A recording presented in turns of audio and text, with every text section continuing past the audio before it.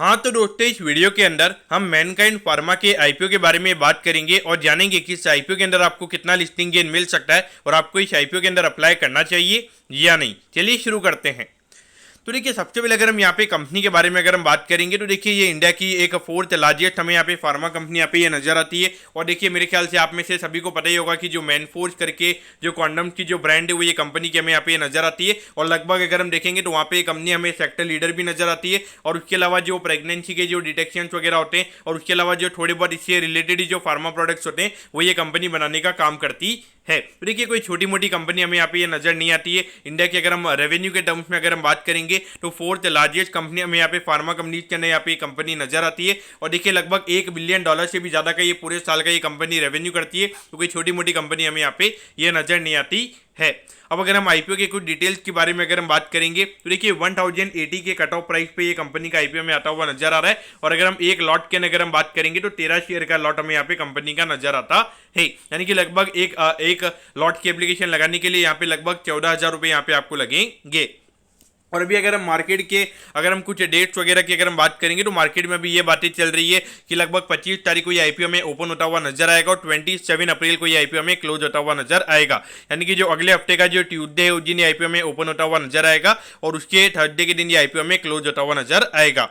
और अगर हम यहाँ पे अगर हम देखेंगे तो कितने कितने लॉट्स यहाँ पे हर एप्लीकेशन में अगर हमें यहाँ पे नजर आते हैं तो देखिए रिटेल के अंदर अगर आप देखोगे तो लगभग 10 लाख का लॉट हमें यहाँ पे कंपनी के अंदर नजर आता है। और उसके अलावा अगर हम देखेंगे तो 11,000 के यहाँ पे जो एप्लीकेशन है वो यहाँ पे स्मॉल HNI में लग सकती है। और उसके अलावा 22,000 एप्लीकेशन अगर हम बात करेंगे तो बिग HNI के अंदर हमें यहाँ पे 22,000 एप्लीकेशन यहाँ पे नजर आती है। तो ऑल ओवर देखा जाए तो आईपीओ का साइज हमें अगर हम देखेंगे तो यहाँ पे काफी बड़ा है। अगर आप देखोगे अगर हम टोटल आईपीओ साइज की अगर हम बात करेंगे तो लगभग 4,300 करोड़ के लगभग का आईपीओ में नजर आता है। इसमें अगर आप देखोगे 1,500 करोड़ के लगभग का हमें यहाँ पे रिटेल कोटा नजर आता है। तो देखिए अगर आप देखोगे अभी एवलॉन टेक की जो आज लिस्टिंग हुई थी तो वो इतनी अच्छी लिस्टिंग हमें देखने को नहीं मिली थी। और उसके पहले अगर आप देखोगे तो जो एक आईपीओ आई थिंक यूएस के इंफ्रा करके, हाँ उदय शिव कुमार इंफ्रा करके जो कंपनी थी उसकी भी लिस्टिंग इतनी अच्छी नहीं हुई थी। तो अगर आप देखोगे पिछले 2 मेन बोर्ड की लिस्टिंग हमें इतनी अच्छी देखने को नहीं मिली है। तो उस पॉइंट ऑफ व्यू से देखा जाए तो यहाँ पे मार्केट ये जो आईपीओ है ये आईपीओ में थोड़ा इतना रिस्पॉन्स हमें कम देखने को मिलेगा। तो उस पॉइंट ऑफ व्यू से देखा जाए तो मुझे मेरे ख्याल से यहाँ पे अलॉटमेंट के चांसेस यहाँ पे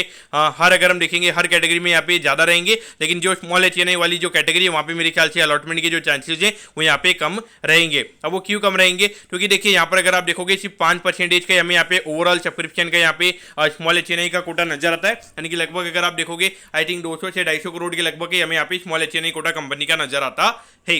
अब अगर हम यहाँ पे ग्रे मार्केट प्रीमियम के बारे में अगर हम बात करेंगे तो देखिए लगभग अगर हम देखेंगे 70 to 80 रुपीज पर शेयर के लगभग ग्रे मार्केट का प्रीमियम चल रहा है। यानी कि लगभग 6 से 7% के लगभग का ग्रे मार्केट प्रीमियम हमें यहाँ पे चलता हुआ नजर आ रहा है। पॉइंट ऑफ व्यू से देखा जाए तो यहाँ पे मेरे ख्याल से मुझे लगता है कि अगर मार्केट अभी आने वाले महीने में यानी कि मई के अंदर अगर मार्केट के अंदर अगर कोई करेक्शन अगर हमें देखने को नहीं मिलते तो मेरे ख्याल से डेफिनेटली ये कंपनी लगभग 5 से 10% या फिर 15-20% के प्रीमियम पे ये कंपनी हमें लिस्ट होती हुई नजर आएगी। मुझे नहीं लगता कि उससे ज़्यादा ये कंपनी हमें उससे ऊपर ये कंपनी हमें ज़्यादा लिस्ट होती हुई नजर आएगी। लेकिन देखिए मेरे ख्याल से जहाँ पे अलॉटमेंट के चांसेस ज़्यादा है वहाँ पे अगर आपको अगर एक हफ्ते में अगर 5 से 10% अगर आपको मिल रहा है तो मेरे ख्याल से डेफिनेटली आपने लेना चाहिए और उसे अप्लाई करना चाहिए उस पॉइंट से देखा जाए। और अगर मैं लॉन्ग टर्म पॉइंट से भी अगर मैं बात करूंगा यहाँ पे ये कंपनी अच्छी नजर आती है। अगर आप देखोगे तो यहाँ पे ग्रोथ पॉइंट ऑफ व्यू से अगर आप देखोगे तो मुझे लगता है कि लगभग यहाँ पे कोई चमत्कार नहीं होगा, लेकिन लगभग मुझे लगता है कि यहाँ पे 14 से 15% CAGR का जो ग्रोथ रहता है वो मेरे ख्याल से ये कंपनी आपको दे सकती है।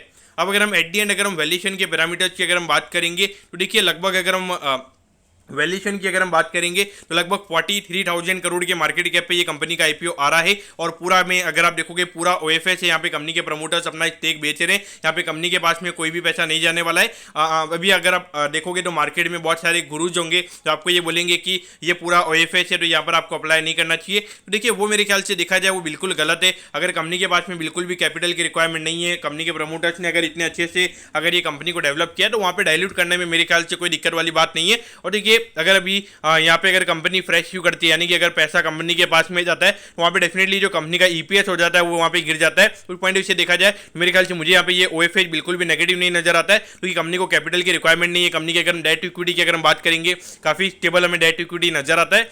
और अगर हम जो 43,000 करोड़ का मार्केट कैप पे अगर हम उस पर कंपनी के वैल्यूएशन की अगर हम बात करेंगे तो लगभग 29-30 के P रेशियो पे ये कंपनी का IPO हमें आता हुआ नजर आ रहा है। तो वैल्यूएशन वाइज अगर हम बात करेंगे तो इतना ज़्यादा नहीं, कोई ज़्यादा ओवर वैल्यूड भी नहीं है और अंडर वैल्यूड भी हमें यहाँ पे नजर नहीं आता। एक फेयरली वैल्यूएशन पे कंपनी का आईपीओ में आता हुआ नजर आ रहा है। तो पॉइंट ऑफ व्यू से देखा जाए तो मेरे ख्याल से डेफिनेटली कंपनी का जो सब्सक्रिप्शन वगैरह है वो आपने देखना चाहिए। मेरा भी यहाँ पे ये रहेगा कि मैं यहाँ पे डेफिनेटली अप्लाई करने वाला हूँ। मुझे लगता है कि लगभग 5 से 10% के जो लिस्टिंग गेन है वो यहाँ पे मिल सकते हो। मेरा फोकस यहाँ पे रहेगा या तो मैं बिग एचएनआई के अंदर एप्लीकेशन लगाऊंगा या फिर मैं रिटेल कैटेगरी के अंदर एप्लीकेशन लगाऊंगा। और स्मॉल एचएनआई के अंदर मुझे लगता है कि यहाँ पे अलॉटमेंट के चांसेस कम रहेंगे। तो पॉइंट ऑफ व्यू से मैं यहाँ पे स्मॉल एचएनआई में एप्लीकेशन नहीं लगाऊंगा। तो डेफिनेटली आईपीओ आपके रडार पे होना चाहिए और अगर इसके रिलेटेड अगर कुछ नया अपडेट वगैरह रहता है तो उसके रिलेटेड हम आपके लिए और वीडियो बनाएंगे। ओके दोस्तों, thank you, have a nice day.